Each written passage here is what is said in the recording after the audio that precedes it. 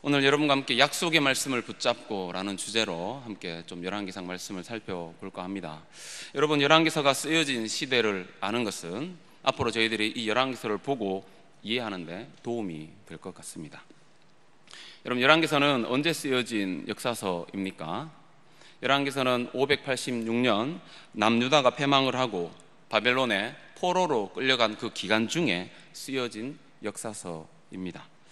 이 당시 이 이스라엘 백성들의 고통과 슬픔을 예레미야 애가 1장 1절은 이렇게 쓰고 있습니다. 제가 한번 읽어드리겠습니다. 슬프다 이 성이여, 전에는 사람들이 많더니 이제는 어찌 그리 적막하게 앉았는고. 전에는 열국 중에 크던 자가 이제는 과부같이 되었고, 전에는 열방 중에 공주였던 자가 이제는 강제 노동을 하는 자가 되었도다. 여러분, 이와 같은 비참한 상황에서 이 유다 백성들은 다음과 같은 몇 가지 질문을 할 수밖에 없었을 것입니다. 첫 번째로, 지금의 이 자신들의 비참한 현실이 우리에게 도대체 무엇을 의미하는가? 여러분, 그들이 지금 고통 중에 있지 않습니까? 바벨론 포로기에 있습니다. 그 비참한 현실 속에서 이와 같은 고통이 도대체 나에게, 우리에게 무슨 의미가 있는가? 이 질문을 할 수밖에 없었습니다. 그리고 두 번째, 모세의 율법이 말하는 것과는 달리 이스라엘의 하나님은 피조세계와 인간의 역사를 주관하시는 분이 아닌가? 그들에게 상당한 이런 의문들이 있었습니다. 그리고 세 번째로, 바벨론에는 하나님보다 강한 신들이 있는가? 그래서 바벨론에게 승리를 가져다 준 것인가? 그리고 마지막으로, 만약 모세의 하나님이 존재한다면 왜 하나님께서는 자신이 선택한 백성들과 성전이 파괴되는 것을 지켜보기만 했는가? 여러분, 1년에 이와 같은 질문들을 이스라엘 백성들은 지금 현재 시점에서 할 수밖에 없었습니다. 그리고 열왕기서는 이스라엘 왕들의 그들을 영화롭게 하거나 또한 선민 이스라엘을 치장하려는 어떤 민족주의적 동기에서 기록된 역사서가 아닙니다. 오히려 이스라엘 왕들과 민족에게 임한 각종 재난, 굴욕, 그리고 성전 파괴, 바벨론의 포로로 끌려가는 사건 등 이 이스라엘 백성들의 치부를 적나라하게 파헤치고 있는 것이 바로 이 열왕기서입니다. 그래서 이 열왕기서의 역사관을 신명기 사관이다, 이렇게 말을 하죠. 여러분, 신명기 사관이란 신명기가 가진 이 신학을 말하는 겁니다. 우리가 알고 있는 모세오경 중에 마지막에 있는 그 신명기를 말하는 겁니다. 여러분, 모세는 자신이 가나안 땅에 들어가지 못함을 알았습니다. 그래서 자신이 죽기 전에 이스라엘 백성들이 가나안에 들어가서 해야 될 일과 하지 말아야 할 일 등 죽기 전에 꼭 이들이 기억하고 알아야 할 일들을 그들에게 알려주었습니다. 특히 신명기 27장과 28장에 보면 율법을 거역하는 자들에게 그들에게 임할 저주, 그리고 율법에 순종하는 자들에게 임할 축복에 대해 아주 자세히 상세히 기록하고 있습니다.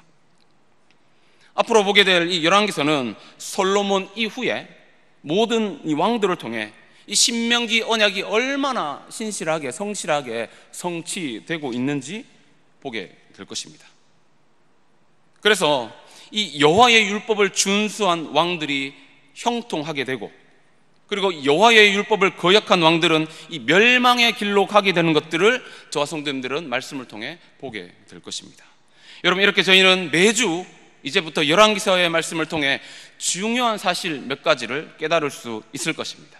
그것은 이스라엘의 민족의 이 흥망성쇠의 여부는 결코 정치적, 군사적 힘이나 외세의 힘에 인한 것이 아니라 오직 하나님의 말씀에 대한 순종과 불순종의 여부에 달려있다는 사실과, 그리고 역사 무대의 배후에 보이지 않는 하나님의 손길이 작용하고 있다는 것과 역사의 주인이신 하나님께서 그들을 이끌고 가고 계시다는 사실을 깨닫게 될 것입니다. 여러분, 이러한 사실을 통해 저와 성도님들은 몇 가지 사실을 배우게 될 겁니다. 여러분, 그것은 우리가 사는 이 시대와 우리의 이 인생의 드라마를 연출해 가시는 분이 하나님이시라는 겁니다.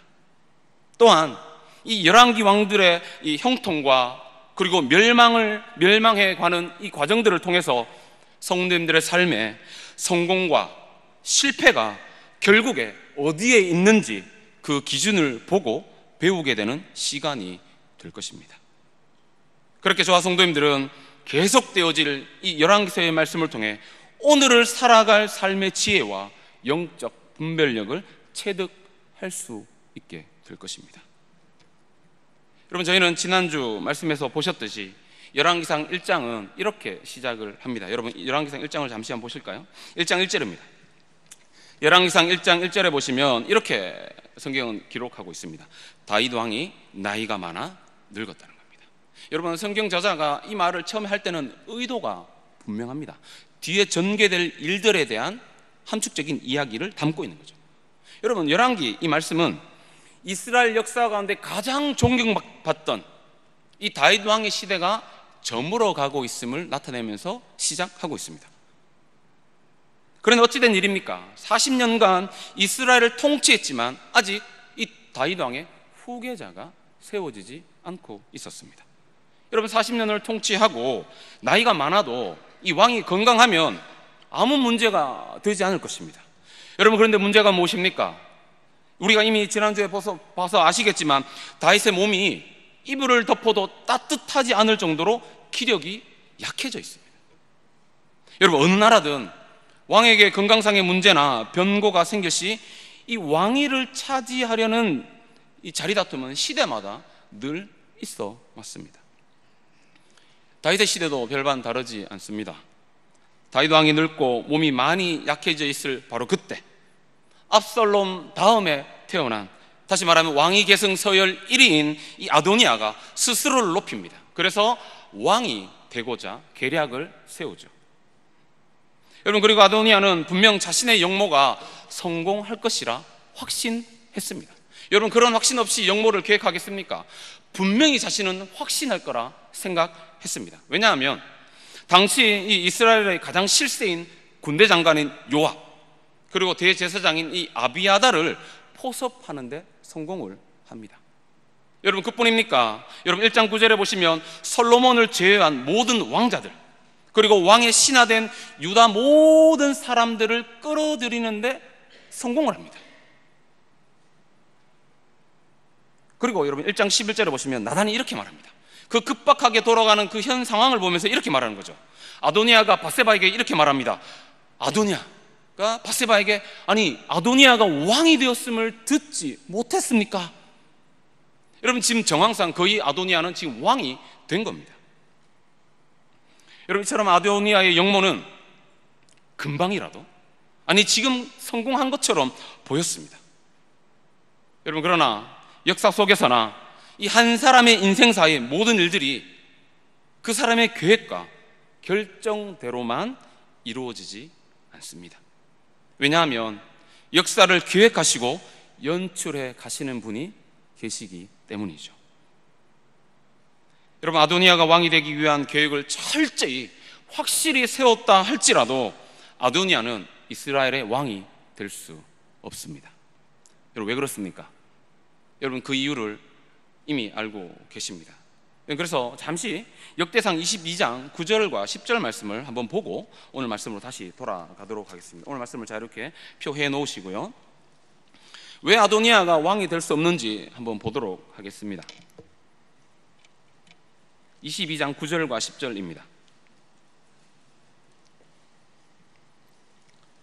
역대상 22장 9절과 10절. 여러분, 제가 9절 읽어드립니다. 보라, 한 아들이 내게서 나리니 그는 온순한 사람이라. 아직 태어나지 않았죠. 내가 그로 주변 모든 대적에게 평온을 얻게 하리라. 그의 이름을 솔로몬이라 하리니 이는 내가 그의 생전에 평안과 안일함을 이스라엘에게 줄 것임이라. 10절에 그가 내 이름을 위하여 성전을 건축할지니 그는 내 아들이 되고 나는 그의 아버지가 되어 그 나라 왕위를 이스라엘 위에 굳게 세워 영원까지 이르게 하리라 하셨나니. 여러분, 저를 한번 보십시오. 왜 아도니아가 왕이 될 수 없습니까? 오늘 이 22장 말씀에서 보셨듯이 하나님은 이미 다윗의 후계자로 솔로몬을 정해 놓으셨습니다. 여러분, 그리고 열왕기상 1장 13절과 17절을 보시면 두 번이나 나단과 밧세바가 각각 다른 이야기를 하고 있는 것을 볼 수 있습니다. 무엇이냐면 내 아들 솔로몬이 반드시 나를 이어 왕이 될 것이라 이야기하지 않았습니까? 이런 말이 두 번이나 반복되어져 기록되어져 있습니다. 여러분, 아도니아가 아닙니다. 솔로몬이 왕이 되는 것이 하나님의 뜻입니다. 다시 말해 솔로몬이 이스라엘의 왕이 되는 것은 솔로몬의 어떠함 때문이 아닙니다.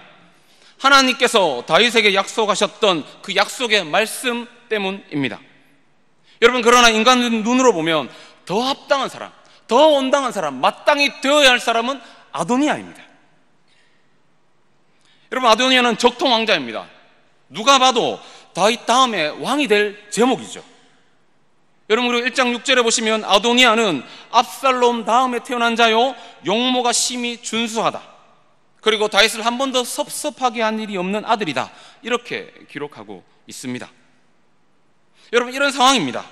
이미 여러분 역모를 저질렀고 누가 봐도 아도니아가 왕이 될 상황이었다면 여러분, 다윗이 아도니아의 손을 들어준들 누가 뭐라 하겠습니까? 못 이긴 척하고 그냥 적통인데 그냥 아도니아에게 왕위를 계승한들 아무런 문제가 되지 않습니다. 여러분, 그에 비해 솔로몬은 어떻습니까? 여러분, 솔로몬은 다윗과 밧세바의 이 불륜 관계에서 태어난 아들이죠. 적통이 아닙니다. 여러분, 솔로몬은 이 인간의 눈으로 보면 다윗 왕의 뒤를 이을 만한 왕의 제목이 아닙니다. 부족해도 한참 부족한 사람임에 틀림이 없습니다. 그러나 여러분, 하나님의 약속은 누구에게 있습니까? 아도니아가 아니죠. 솔로몬에게 있습니다. 여러분, 그래서 다윗은 하나님께서 말씀하셨던 그 약속의 말씀을 기억합니다. 여러분, 그리고 1장 30절에 보시면 솔로몬이 자신의 뒤를 이어 왕위에 앉을 것이라 말하고 있습니다. 여러분, 이렇게 아도니아는 역모를 저질렀습니다. 그리고 여러분, 1장 50절에 보면 죽을 상황에 놓이게 됩니다. 그럴 때에 이 아도니아가 어떻게 합니까? 성전으로 뛰어가 제단 뿔을 잡습니다. 그리고 겨우겨우 죽을 고비를 넘기게 됩니다. 여러분, 이쯤 되면 죽다 살아났으면 이제 이 왕이 좀 포기해도 되지 않겠습니까?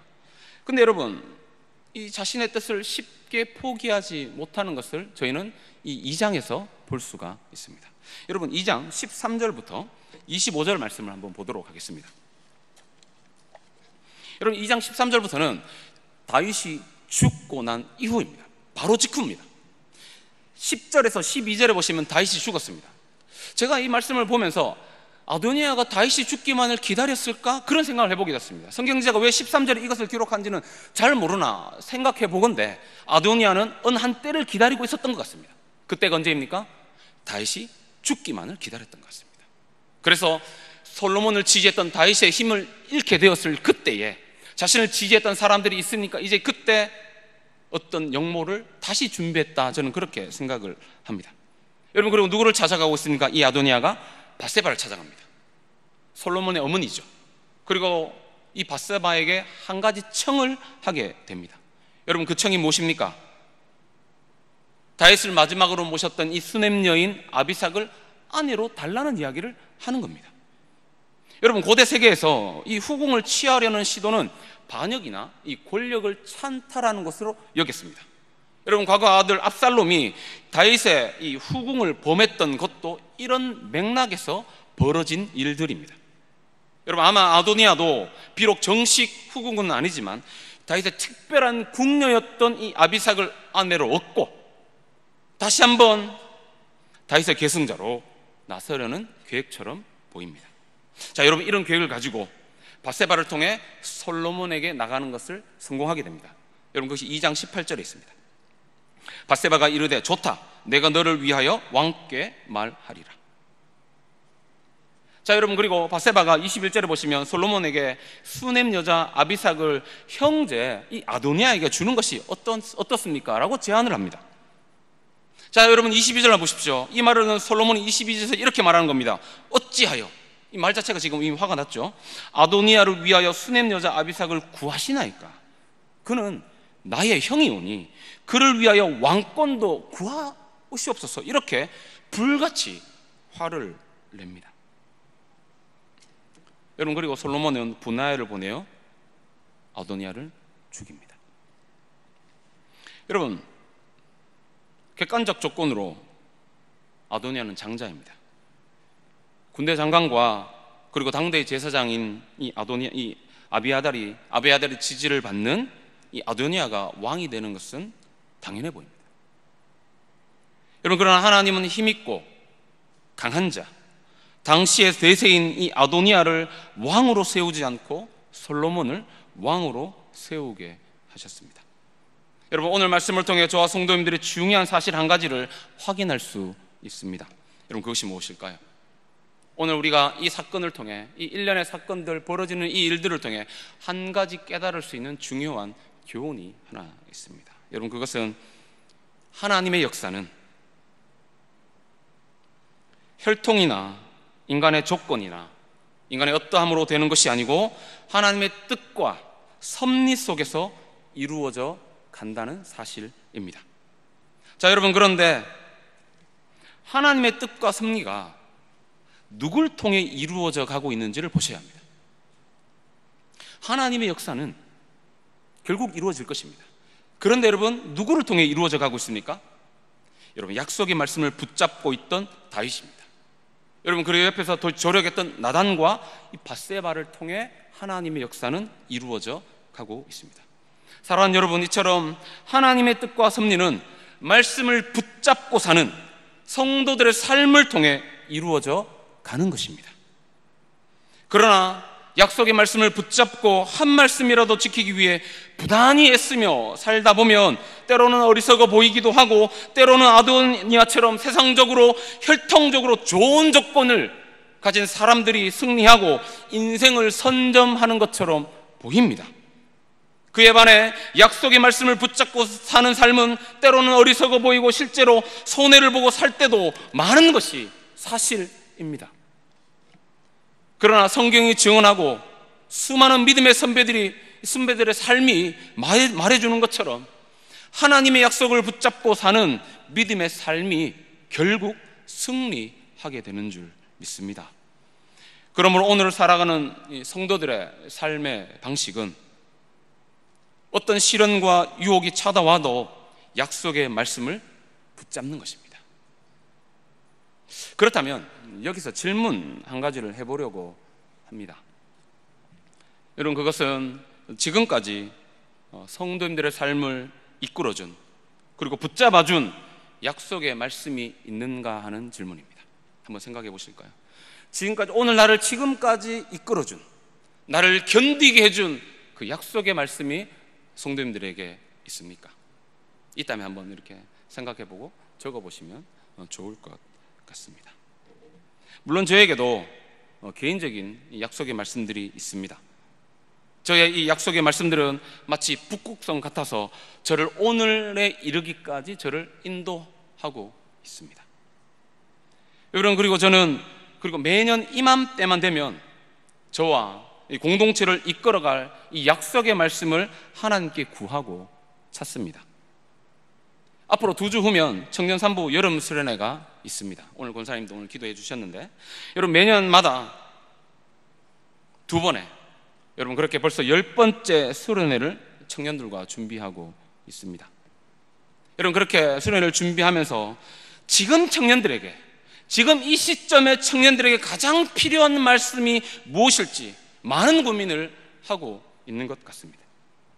저는 이번 수련회를 준비하면서 산돌 공동체가, 여러분 청년산부 이름이 산돌이거든요. 산돌 공동체가 후반기, 그러니까 이 여름 사역을 끝마친 7월 말부터 내년 1월 달까지 붙잡고 갈 약속의 말씀을 주시기를 하나님께 간절히 기도했습니다. 여러분, 제가 왜 이런 기도를 매년마다 하는 걸까요? 매년 이맘때만 되면 진통을 알아가며 왜 하나님께 기도하는 걸까요? 여러분, 그것은 이 시대의 청년들이 하루를 믿음을 지켜내며 사는 것이 절대 쉽지 않기 때문입니다. 여러분, 그렇게 저는 이번 수련회를 준비하고 기도하면서 룻기 말씀을 묵상하게 되었습니다. 그리고 룻기에 나오는 나오미와 이 룻의 텅 비어버린 인생이 우리의 삶과 너무 비슷한 거예요. 바로 저의 삶 같은 겁니다. 그리고 이 땅을 살아가는 청년들의 삶이 나오미와 룻과 같은 인생처럼 보였습니다. 여러분, 그래서 저는 하나님께 기도했습니다. 하나님, 텅 비어버렸던 나오미와 이 룻의 인생을 채우신 하나님께서 텅 비어버린 저의 인생을 좀 채워 주시옵소서. 특히 이번 여름 수련을 통해 텅 비어버린 청년들의 심령이 복음으로 가득 채워지는 은혜의 역사가 있었으면 좋겠습니다. 이렇게 저와 산돌 공동체는 이 약속의 말씀을 붙잡고 기도함으로 이번 여름 수련회를 준비하고 있습니다. 성도님들은 오늘 살아가는 이 시기에 붙잡고 있는 하나님의 말씀이 있습니까? 그래서 너무 힘들고 때로는 내가 지금 잘 가고 있나 모를 그때에 반짝반짝 빛나는 그 하나님의 말씀으로 인해 오늘을 살고 있다 말할 수 있습니까? 사랑하는 여러분, 이번 여름 저는 성도님들과 함께 다음 세대와 청년부 수련회를 위해 기도해 주시기를 부탁드립니다. 그리고 다음 주부터 있을 다음 세대를 위한 새벽 부흥에도 함께 참석하셔서 이번 성경학교와 수련을 통해 주어질 그 약속의 말씀을 붙잡고 이 땅의 청년과 이 다음 세대의 영혼들이 시련과 유혹이 많은 세상을 거슬러 살아가는 다음 세대 될 수 있도록 기도해 주시기를 부탁드립니다. 감사합니다. 사랑하는 여러분, 우리 모두는 매일 매 순간마다 하나님께서 새롭게 해주시는 약속의 말씀을 붙잡고 살아가야 합니다. 그래야 하루도 살 수 없는 이 광야 같은 세상에서 오늘 하루를 살아갈 줄 믿습니다. 여러분, 이렇게 성도들이 하나님께서 내게 주신 그 약속의 말씀을 붙잡고 순종함으로 믿음으로 살아갈 그때 내 삶을 통해 하나님의 뜻과 섭리가 우리의 삶을 통해 이루어져 갈 줄 믿습니다. 결국 하나님의 뜻에 따라, 아도니아가 아닌 하나님의 뜻에 따라 솔로몬이 왕이 되었습니다. 여러분, 그리고 이 2장 1절 한번 보십시오. 이제 2장 1절 보시면 죽을 날이 임박한 다윗은 아들 솔로몬에게 크게 두 가지의 유언을 합니다.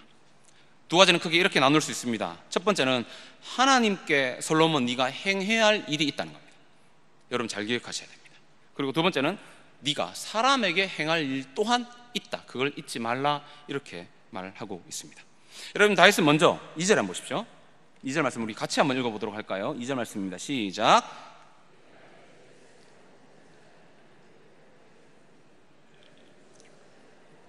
아멘. 이제 다시 말하면 죽게 되었다는 거죠. 죽게 된 그가 아들 솔로몬에게 마지막 유언으로 첫 번째 하는 이야기가 무엇입니까? 너는 힘써 대장부가 되라는 겁니다. 여러분, 힘써라는 강하여라는 단어로 바꿀 수 있습니다. 너는 강해져야 한다는 겁니다. 다시 말하면 용감한 사람이 되어야 한다는 겁니다.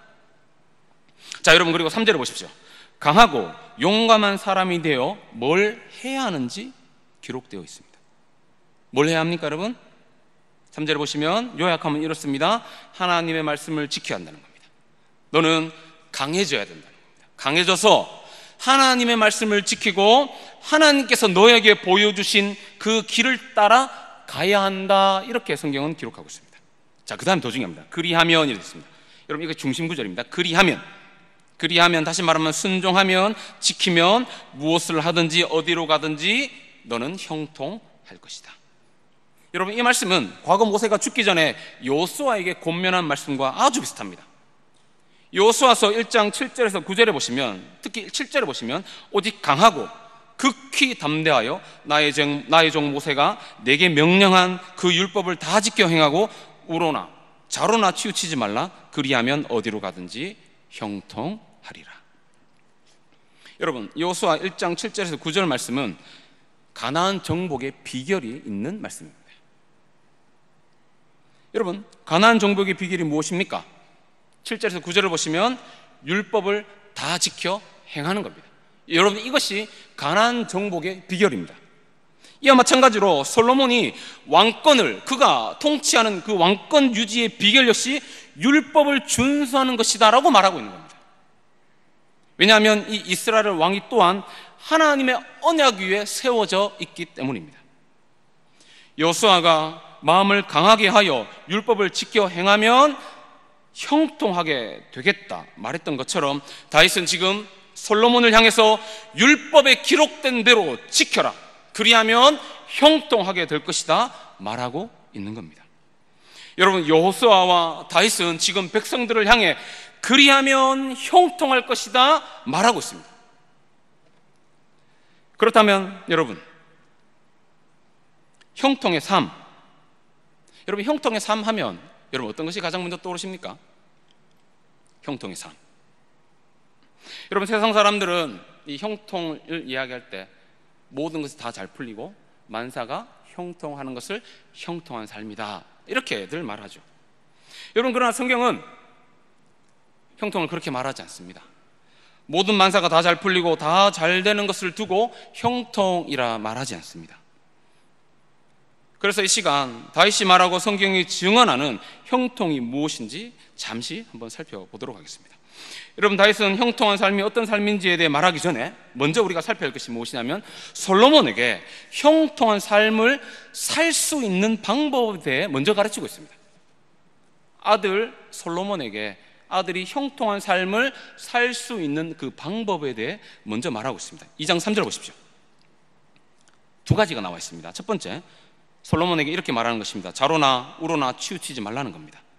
다시 말하면 주의 길로 똑바로 행하라는 겁니다. 여러분, 이것이 형통할 수 있는 첫 번째 방법입니다. 두 번째 이렇게 되어 있습니다. 말씀에 기록된 대로 지키는 삶입니다. 그리하면 솔로몬 너의 삶이 형통할 것이다 이렇게 말하는 겁니다. 여러분, 다윗이 아들 솔로몬에게 다른 어떤 것을 말하기 전에, 정사를 어떻게 논하고 누구를 어떻게 하고 이걸 말하기 전에, 어떤 것을 말하기 전에 두 가지를 먼저 가르쳤다는 사실에 우리는 주목해야 합니다. 여러분, 다윗은 주의 길을 따라 행하도록 먼저 가르쳤습니다. 또한 말씀에 순종하며 살아가도록 가르쳤습니다. 그러면 너의 삶이 형통할 것이다 이렇게 말하고 있습니다. 자, 여러분, 그렇다면 성경은 어떤 삶을 두고 형통한 삶이라 말하는 것일까요? 어떤 삶이 형통한 삶일까요? 여러분, 여호수아서 1장 9절을 보시면 형통의 삶이 어떤 삶인지 나와 있습니다. 내가 어디로 가든지 하나님 여호와가 함께 하는 삶입니다. 여러분, 이 삶이 형통한 삶이라 성경은 말하고 있습니다. 여러분, 그리고 창세기 39장을 보시면 좀 더 이해가 쉽습니다. 여러분, 요셉이 형들에게 팔려서 보디발의 집에 종으로 팔려가게 되는 것 다 알고 계실 겁니다. 여러분, 그런데 보디발의 집에 종으로 팔려갔을 그때에 창세기 39장 2절은 이렇게 말합니다. 여호와께서 요셉과 함께 하심으로 그가 형통한지라. 여러분, 지금 종으로 팔렸습니다. 종으로 팔려와 있는 그 현재의 상황을 두고 성경은 요셉을 향해 뭐라고 말하냐면 형통한 삶이다 이렇게 말했어요. 여러분, 인간적으로 생각하면 요셉의 삶이 형통하다 말할 수 있습니까? 근데 성경은 요셉을 향해, 종인 요셉을 향해 형통하다 이렇게 말하고 있습니다. 자, 그리고 요셉은 또다시 억울한 누명을 쓰고 옥살이를 하게 됩니다. 여러분, 그런데 성경은 23절에서 39장 23절에서 요셉을 향해 또다시 이렇게 말합니다. 여호와께서 요셉과 함께 하심으로 그를 범사에 형통하게 하셨더라. 지금 감옥에 있습니다. 그런데 여러분, 그 삶을 향해 비참한 삶이다 말하지 않고 그의 삶은 형통하다 이렇게 말하고 있습니다. 여러분, 형에게 팔려서 종으로 와 있는 상황입니다. 억울한 누명을 쓰고 지금 감옥으로 죄인으로 와 있는 상태에 있습니다. 여러분, 이 삶이 형통한 삶이라고 말할 수 있습니까? 여러분, 그런데 왜 성경은 요셉을 향해 형통하다 말하고 있을까요? 성경은 그 전제를 앞에 달아놓았습니다. 여호와 하나님께서 어디로 가든 함께 하시기 때문입니다. 이처럼 다윗도 아들 솔로몬에게 무엇을 하든지, 여러분 말씀 한번 보십시오. 무엇을, 2절 3절에 보시면 무엇을 하든지 어디로 가든지 하나님이 자신과 늘 함께 있기 때문에 나는 형통한 삶을 살았다. 그러니까 너도 그렇게 살아야 한다 말하는 겁니다. 사랑하는 여러분, 자녀들을 사랑하십니까? 여러분, 그렇다면 자녀들의 삶이 형통한 삶을 살 수 있도록 먼저 주의 진리를 따라 살 수 있도록, 말씀을 읽고 묵상하는 자녀로 살아갈 수 있도록 먼저 가르치시기 바랍니다. 여러분, 그러나 요셉의 삶에서 봤듯이 주의 길로 행하고 말씀을 지키다 보면 반드시 어려움과 고통이 찾아올 겁니다. 여러분, 그러나 성경은 이야기합니다. 어디에 있든지 무엇을 하든지 나와 함께 하시는 하나님을 믿는다면, 우리의 자녀들이 어디에 있든 무엇을 하든 늘 나와 함께 하시는 하나님을 느끼고 믿을 수만 있다면, 고난과 고통 중에 있다 해도 그 사람이 진짜 복되고 형통한 사람인 줄 여러분 믿습니다.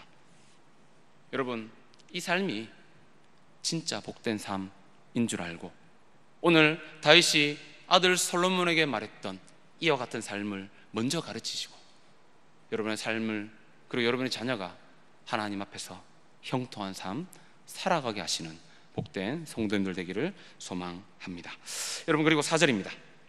4절은 이 솔로몬뿐만 아니라, 다윗은 솔로몬뿐만 아니라 솔로몬 후대의 자손들에 대한 약속을 계속해서 언급하고 있습니다. 여러분, 여기서 다윗은 이 하나님의 언약의 조건성을 강조하고 있습니다. 여러분, 조건성입니다. 여러분, 그래서 다윗은 솔로몬에게 마지막으로 이런 말을 남깁니다. 여러분, 4절 한번 보십시오. 여러분, 제가 공동번역입니다. 제가 이것을 한번 읽어드리겠습니다. 4절 말씀을 보시면서 제가 듣는 이야기를 한번 따라오시면 됩니다. 4절입니다. 하나님께서 일찍이 나에게, 여러분 다 다윗에게 이야기를 하고 있는 거죠. 나에게 만일 다윗 너의 후손들이 행실을 조심하고 내 앞에서 마음과 정성을 다 기울여 네가 성실히 살아간다면 다윗 너에게 이스라엘 왕이 오를 자가 끊기지 아니하리라. 이 하신 약속을 그대로 이루어 주시리라. 여러분, 하나님께서는 다윗에게 다윗 너의 자손들이 그들의 길을 삼가고, 하나님을 멀리하고 하나님을 떠나 있는 그들의 길을 삼가고 마음을 다하고 성품을 다하여 진실이 순종하면 어떻게 하겠다고 말합니까? 이스라엘의 왕위가 끊기지 아니하리라.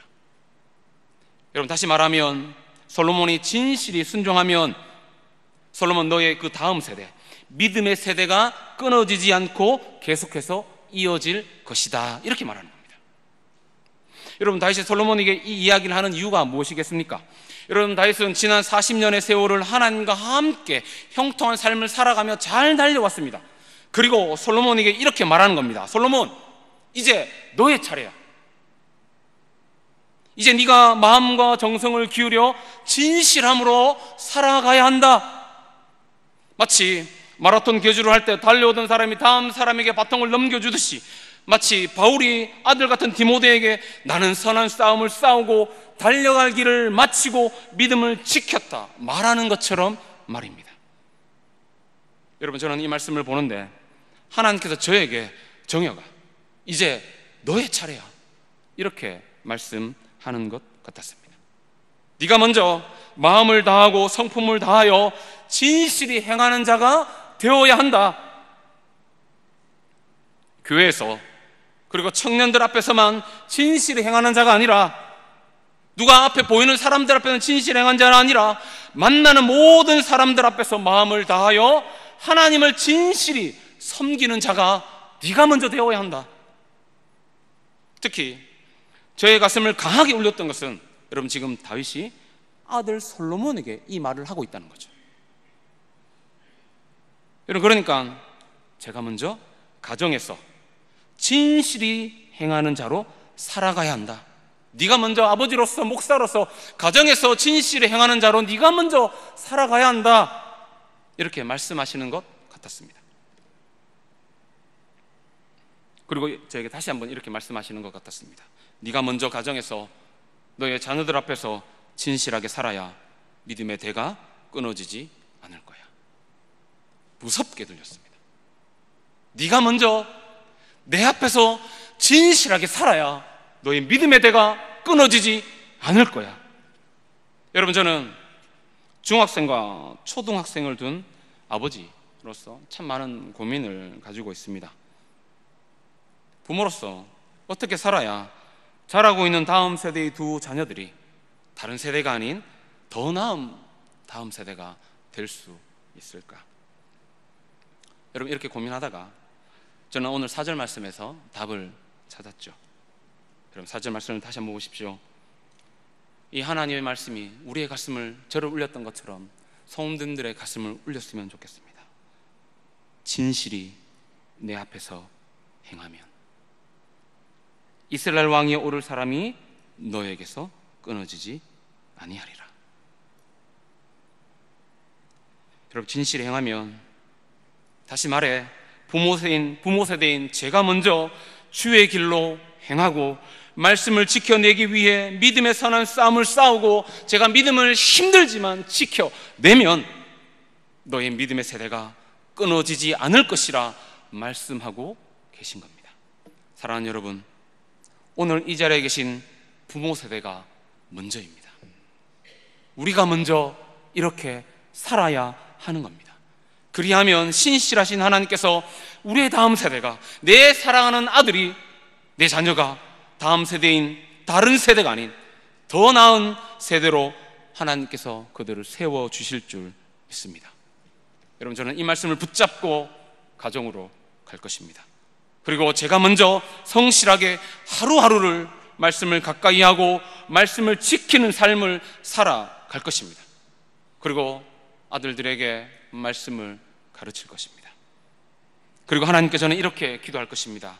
하나님, 내 두 자녀가 하나님을 모르는 세대가 아닌 더 나은 다음 세대로 자라갈 수 있도록 하나님 이들을 불쌍히 여겨주시고 하나님 이들을 세워주시옵소서. 사랑하는 여러분, 이번 여름 주일학교와 청년부에서는 다음 세대를 하나님을 아는 세대로 세우기 위해 여름 성경학교와 수련회를 기도 중에 준비하고 있습니다. 저는 여름에 있을 여러 사역들이 부모 세대에게 주신 귀한 섬김의 기회가 될 것이라 확신합니다. 성도님들께서 먼저 오늘 우리에게 주신 이 말씀을 붙잡고 가정과 교회에서 믿음의 역할을 진실히 충실히 해내는 성도님들 되시기를 부탁드립니다. 그리하면 내일 교회의 다음 세대와 성도님들의 가정의 다음 세대가 하나님의 뜻을 이루어드리는 기쁨의 세대가 될 줄 확신합니다. 여러분, 이제 4절이 끝났습니다. 그래서 저는 4절까지만 오늘 말씀을 전하려고 합니다. 여러분, 5절부터 46절까지는 누군가는 죽고 누군가는 추방당하는 이야기들로 이루어져 있습니다. 여러분, 결국 좌로나 우로나 치우치지 않는 진실이 행하는 자들의 삶과 하나님을 떠나 자기중심적으로 자기의 이익을 따라 사는 자들의 모습이 얼마나 다른지 앞으로 전개될 열왕기서의 말씀들을 신명기 사관의 관점에서 잘 보여주고 있다 생각합니다. 사랑하는 여러분, 약속의 말씀을 붙잡고 우리에게 말씀하신 그 말씀을 한 말씀이라도 지키기 위해 삶의 자리에서 손해와 실패를 각오하고 또한 인생의 성공보다는 성경대로 살아 신앙에 성공하시는 믿음의 부모 세대가 되셔서 다음 세대가 성도님들의 가르침과 진실한 삶을 통해 나보다 더 나은 다음 세대로 하나님의 뜻과 섭리가 다음 세대인 이 자녀들을 통해 계속해서 이루어지는 것을 보고 감사할 수 있는 저와 성도님들 되기를 바라고 소망합니다.